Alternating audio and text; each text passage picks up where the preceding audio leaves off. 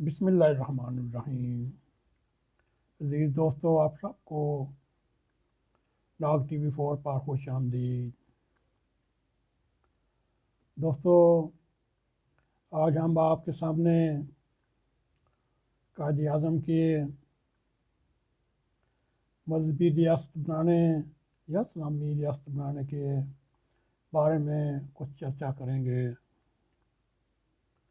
دوستو، یہ لوہے پہ لکیر ہے، قائد اعظم نے کوئی مذہبی ریاست نہیں بنانا چاہتے تھے۔ یہ بات انہوں نے واضح الفاظ میں کہہ رکھی ہے کہ اگر پھر بھی آپ سب کو اس باب میں مغالطہ کیا ہے اور کیوں ہے، قائد اعظم ہرگز مذہبی ریاست نہیں بنانے والے۔ آپ یہ دیکھیں، قائد اعظم کا تصور ریاست ایک پامال شدہ موضوع ہے یا عنوان ہے۔ اس پر اب تک جو لکھا گیا، جو بولا گیا، ہمارے خیال میں اس کے بارے میں بہت ہی کچھ لکھا گیا، اور ہم ہر سال 11 اگست یا 25 دسمبر کو یہ بحث پھر زندہ شروع کرنے لگ جاتے ہیں، اور پھر بھی یہ دیکھا گیا متعدد بار یہ پروگرام یا بحث کو زندہ گیا، اور ہر سال ہمیں مختلف دلائل دینے پڑتے، اور اسی سال یہی ہوا۔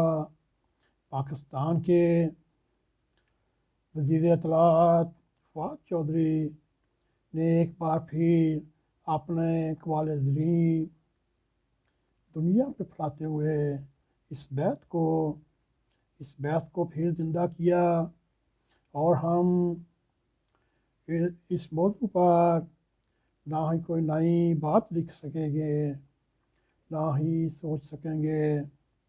تاہم ہمیں خیال ہوتا ہے اختلاف رائے کی دو وجوہات سامنے آتی ہیں۔ اگر ان وجوہات کو سمجھ لیا جائے، بڑی حد تک یہ پرابلم دور ہو سکتی ہے۔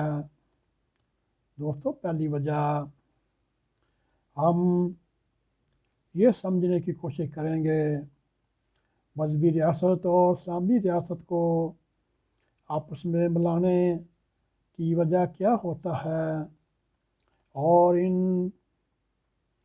دو عنوانوں کے مختلف ہونے سے کیا فرق پڑتا ہے۔ میرے عزیز دوستو، مذہبی ریاست انگریزی کا لفظ تھیوکریسی سے نکلا، اور اس کا ترجمہ ہے، اس کا ایک بہت ہی معروف فیصلہ یا مطلب یہ ہے، مذہبی طبقے کی حکومت۔ اس اصطلاح نے ویسٹ یورپ یا مغرب نے جنم لیا، کیونکہ وہاں اس سے چرچ کی حکومت مراد لی جاتی ہے، اور اردو میں ہم اس کا یہ ترجمہ کر سکتے ہیں، یعنی پاپائیت۔ اگر ہم اس توازن میں معاشرے کے پس منظر کو سمجھیں، اور اس سے مراد ہوگی علماء یا مذہبی طبقے کی حکومت۔ قائد اعظم نے ان معنی کو سامنے رکھتے ہوئے واضح الفاظ میں یہ کہا تھا، پاکستانی مذہبی ریاست یعنی کہ تھیوکریٹک اسٹیٹ نہیں ہوگا۔ قائد اعظم نے یہ بات بحیثیت پہلے گورنر جنرل کے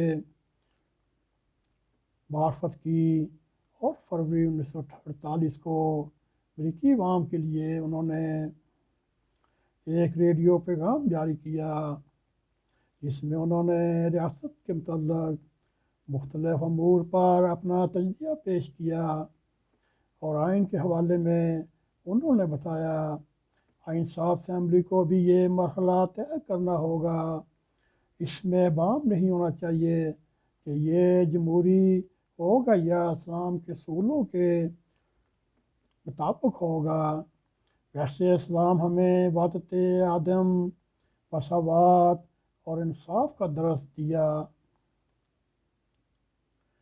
اور پاکستان کسی صورت میں بھی ایک مذہبی ریاست نہیں بن سکے گا، نہ ہی بنانا چاہیے۔ ان معنوں میں اس پر کوئی مذہبی طبقہ الہی مشن کے ساتھ حکمرانی کرے۔ یہاں وہ بھی شہری بستے ہیں جو مسلمان نہیں، جیسے ہندو، مسیح، پارسی اور سکھ برادری، انہیں بھی وہی حقوق حاصل ہوں گے جو دوسرے شہریوں کو میسر ہیں، اور وہ پاکستان کے معاملات میں ہی اپنا ایک بہترین کردار ادا کر سکیں گے۔ دوستو، اسلام میں مذہبی طبقے کی حکمرانی کا یوں کوئی تصور موجود نہیں۔ 20ویں صدی میں اسلامی ریاست کا تصور پیش کرنے والے مولانا سید ابو اللہ مودودی صاحب کی رائے بھی یہی ہے۔ وہ لکھتے ہیں، اسلامی ریاست کا جس قیام و فروغ ہمارا نصب العین ہے، نہ وہ مغربی کے مطابق ہوگا اور نہ ہی مذہبی حکومت، تھیوکریسی، اور نہ ہی جمہوری حکومت، بلکہ وہ ان دونوں کے درمیان ایک الگ قسم کا نظام اسلام نافذ کرنا چاہتے ہیں۔ دوستو، مولانا ابو اللہ مودودی اس کی وضاحت کرتے ہوئے یہ بیان کرتے ہیں، مغرب میں مذہبی حکومت دو بنیادی تصورات کا مجموعہ ہے: ایک خدا کی بادشاہی قانونی حاکمیت کے معنوں میں، دوسرا پادری اور مذہبی پیشواؤں کا ایک طبقہ ہے جو خدا کا نمائندہ ترجمان بن کر خدا کی اس بادشاہی کو قانونی اور سیاسی حیثیت سے نافذ کرے۔ دوستو، مولانا مودودی کے نزدیک پہلا تصور خدا کی حاکمیت کا عقیدت اسلام میں موجود ہے، لیکن دوسرا جو اسلام میں نہیں۔ دوستو، اسی کے سلسلے میں آگے وہ لکھتے ہیں، پاکستان میں کوئی دنیاوی، کوئی جمہوری عمل نہیں چلے گا، اور قرآن و سنت کے سوا کسی فقی، امام، ولی و عالم کا یہ مرتبہ نہیں جو اس کے قول و فعل کا حکم خداوندی کی حیثیت سے بے چون چرا مان لیا جائے، اور اس فرقے کے ہوتے ہوئے اسلامی ریاست کو مغربی اسلام و مذہبی حکومت کہنا غلط ہوگا۔ دوستو، یہ تھا مولانا مودودی صاحب کا پاکستان کی جمہوریت کے بارے میں ایک تصور۔ نہ ہی مولانا ابو اللہ مودودی صاحب مغربی جمہوریت کو بھی پوری طرح نہیں سمجھتے۔ ان کے نزدیک جمہوریت دو اجزاء کا مجموعہ ہے: پہلا جز عوام کی قانونی اور سیاسی حاکمیت۔ اسلام چونکہ خدا کی حاکمیت کا قائل ہے، لہذا جمہوریت کا یہ پہلو اس کے لیے قابل قبول نہیں۔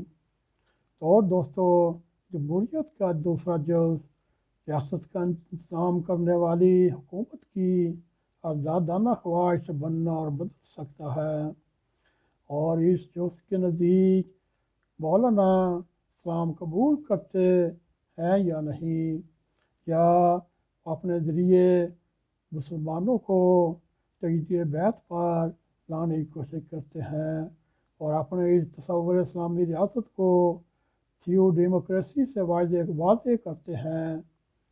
مولانا مودودی کے خیالات کو قدر تفصیل سے بیان کرنے کی وجہ یہ ہے کہ اس دور میں اسلامی ریاست کے نہ صرف بڑے فکری رہنما ہیں، اور انہوں نے جتنا ان سے ہو سکا انہوں نے پاکستان کی محافظت کے لیے نہایت عظیم جدوجہد کی، اور کافر اعظم قائد اعظم کو کہتے رہے اور وہ ایسی مذہبی ریاست اسلامی ریاست چاہتے تھے۔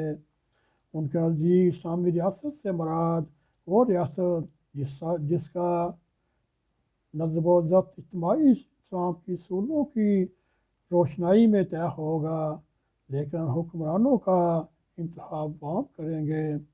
دوستو، یہاں ہی مولانا مودودی اپنی غلط فہمی میں تصور ریاست کے باب میں عوام کی دوسری وجہ یہ غلط فہمی ہے دنیا میں اسلامی ریاست کا کوئی تصور پایا جاتا ہے، یہ بھی خیال نہیں، مگر قائد اعظم نے ایک پختہ الفاظ میں یہ تصور ریاست پیش کیا جو مولانا مودودی کا تھا، مگر قائد اعظم اور مسلم لیگ اسلام کے اصولوں کے مطابق مولانا مودودی کے خیالات تصور سے مزاحمت کرتے ہوئے ریاستی اداروں کی تشکیل کی بات کرتے ہیں، اور وہ اس تشکیل سے مختلف تھی جو مولانا مودودی صاحب کے ذہن میں تھا یا ان کے فکر میں تھا یا مولانا مودودی چاہتے تھے۔ مولانا نے مسلم لیگ کے ساتھ اپنے اس اختلاف کو پوری طرح شرح و وضاحت سے بیان کیا اور نہایت ہی دبنگ انداز میں مسلم لیگ کی مخالفت کی، بلکہ پاکستان کی مخالفت کی۔ تحریک آزادی ہند اور مسلمان کے عنوان پر مولانا کی اس باب میں لکھی گئی اکثر تقریروں کو جمع کیا گیا۔ اسی کے ساتھ اب اجازت دیں۔ السلام علیکم ورحمۃ اللہ وبرکاتہ۔